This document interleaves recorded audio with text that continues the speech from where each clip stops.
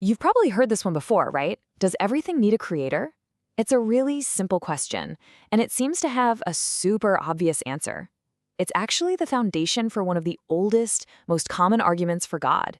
But what happens if we actually take a closer look? Does the logic really hold up? Let's break it down together. So here it is, the argument in a nutshell. And it feels intuitive, doesn't it? I mean, you see a painting, you assume there was a painter. You see a building, you know there was a builder. So it kind of feels natural to look at this whole universe and assume there was a universe builder. This is the core idea we're going to dig into. But what happens when we start to, poke at that statement with a little bit of logic? Well, the very first question that pops up leads us straight to a pretty big problem, the problem of infinity. And here it is, our first logical hurdle.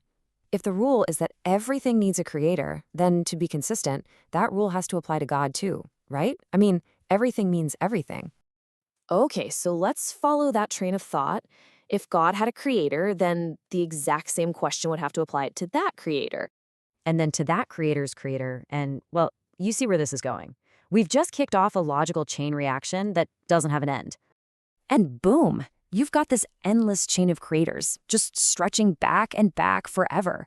You never actually find the beginning, the first cause.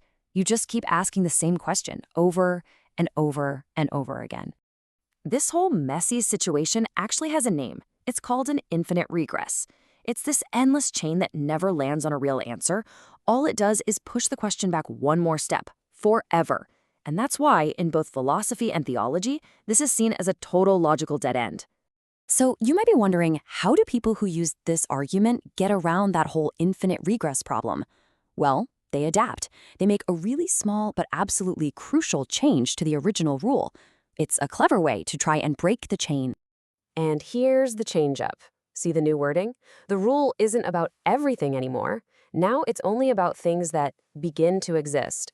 This is a really clever move because it creates a special exception for God, who is defined as being eternal, something that never began. So problem solved, right? Well, not quite. You see, making an exception, even a really smart one, just brings up a whole new question. If we're now allowed to make exceptions to the rule, why should we only make one? And this gets us to the next big logical challenge. And this, right here, is the heart of the issue. If we can just say that one thing, God, is eternal and doesn't need a creator, well, why can't we just say the same thing about the universe itself? Why does God get a special free pass from the rule? What's happening here is a classic logical fallacy, and it's called special pleading. It's basically when you say, here's a rule that applies to absolutely everything except for my one special thing. You can't just exempt your case without a really good independent reason. Just saying God is the exception because he's eternal isn't a reason. It's just redefining things to make your argument work. So, when we actually map out the logic like this, a much deeper problem starts to come into focus. There's this fundamental mismatch between the evidence the argument uses and the conclusion it's trying to get to. Think about it for a second. The entire argument is built by looking at things in our world that are created, paintings, buildings, watches. Then it tries to use that same logic to prove something from a totally different category, an uncreated being. That's not just a small step. It's a massive logical leap from one category to its complete opposite. And hey, even if we grant the whole thing and say, okay, fine, there's a first cause, the argument tells us literally nothing about what that cause is. Is it conscious? Is it a person? Is it moral? Does it care about us at all? The logic of this argument gives us zero information about any of that.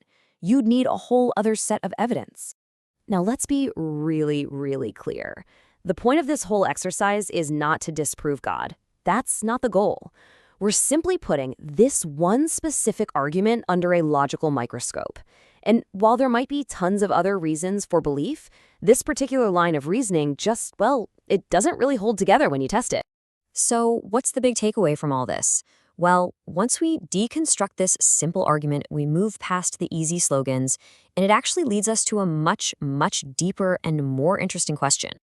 At the end of the day, the question isn't just about whether the universe has a creator. The real question lurking underneath is so much bigger.